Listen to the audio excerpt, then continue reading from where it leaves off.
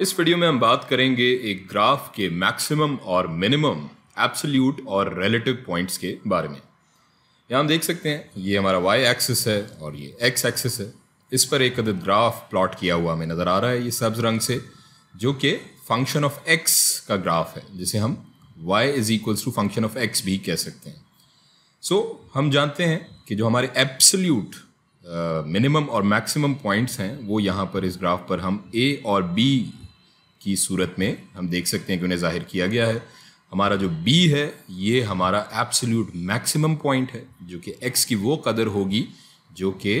इंतहाई कदर है इस ग्राफ के ऊपर x की, जबकि जो a पॉइंट हमें नज़र आ रहा है ये हमारी x की minimum value, absolute minimum value होगी, यानी कि ये कम से कम x की कदर है जो कि इस ग्राफ के ऊपर हमें नज़र आ रही है इस xy प्लेन के अंदर। ये पॉइंट्स a और b हमारे एब्सोल्यूट मिनिमम और मैक्सिमम पॉइंट्स कहलाएंगे। अब इसके अलावा अगर हम गौर करें तो इस ग्राफ के ऊपर ये तो हमने देखा कि ये हमारी मैक्सिमम वैल्यू और ये मिनिमम वैल्यू है, लेकिन इसके अलावा भी इस ग्राफ के अंदर जो ज़ीरो बम है, जो ये इस ग्राफ में कमी और बेशी होती हुई हमें नज़र आ रही है, हम देख के ये कह सकते हैं कि यहाँ पर हम निस्बतन या रिलेटिव मिनिमम और मैक्सिमम पॉइंट्स भी मुतय्यन कर सकते हैं या उनकी निशानदही कर सकते हैं। जैसे कि अगर हम इस नुक्ते को देखें, जैसे हमने C से जाहिर किया हुआ है, इस नुक्ते के अपने अतराफ़ की वैल्यू के कंपैरिजन में अगर इसका मवाजना इसके आसपास की वैल्यू से करें जो कि इसके करीब में वाक़े हैं, तो ये निस्बतन उन अक़दार, उन वैल्यूज़ के मुकाबले में एक मैक्सिमम पॉइंट हमें नज़र आता है। इसको हम f ऑफ c को हम कह सकते हैं कि ये हमारी एक रिलेटिव मैक्सिमम वैल्यू है। इसी तरह अगर हम इस हिस्से को देखें ग्राफ के और इस पॉइंट D को जो हम यहाँ पर देख रहे हैं, इसको अगर हम देखें तो इस पॉइंट D के अतराफ़ में जो वैल्यूज़ हमें नज़र आ रही हैं x की इस ग्राफ पर, उन वैल्यूज़ के मुकाबले में, उन वैल्यूज़ के कंपैरिजन में या रिलेशन में उनकी निस्बत इस नुक्ते की जो कदर है या वैल्यू है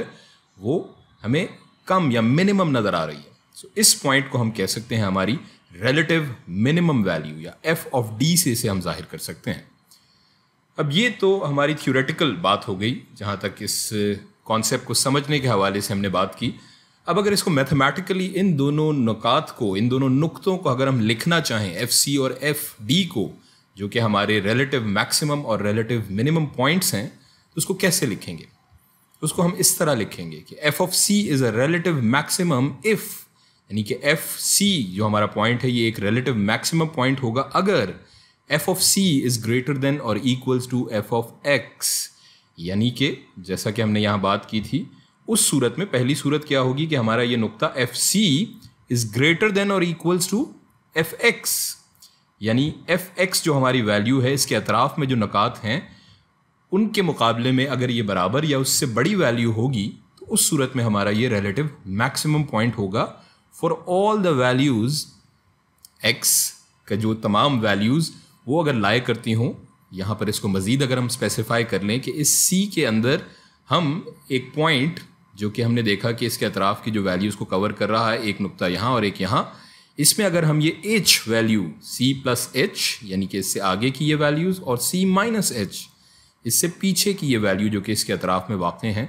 अगर जो कि h को हमने जो अज्यूम किया है या फ़र्ज़ किया है h की कदर सिफर से बड़ी हो, मैथमेटिकली हम इसको लिखेंगे fc is a relative maximum if fc is greater than और equals to fx for all the values of x comprising of c minus h comma c जमा h, जबकि h की कदर हमेशा सिफर से बड़ी होगी।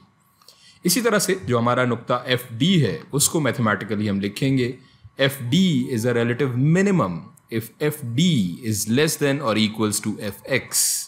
जबकि x की ये तमाम वैल्यूज़ जो यहाँ हमने fx लिखा है